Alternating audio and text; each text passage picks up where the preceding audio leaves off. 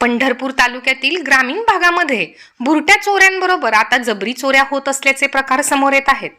तिसंगी गावातील सोन्याच्या दुकानात चोरट्यांनी दुकानदाराला मारहाण करत मोठा दरोडा टाकून दुकान फोडले असल्यामुळे पंढरपूर तालुक्यात मोठी खळबळ उडाली आहे।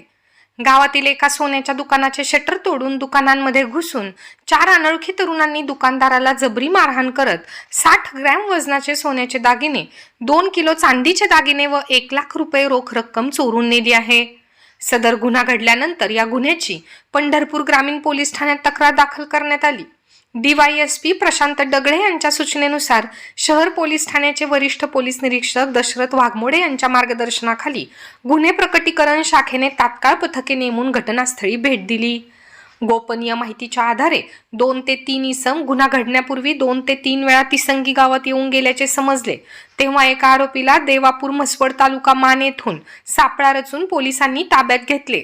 विक्रम आनंदा बाबर याला ताब्यात घेतल्यानंतर त्याने आणखी 3 साथीदार यांच्यासह जबरी चोरीचा गुन्हा केल्याचे कबूल केले।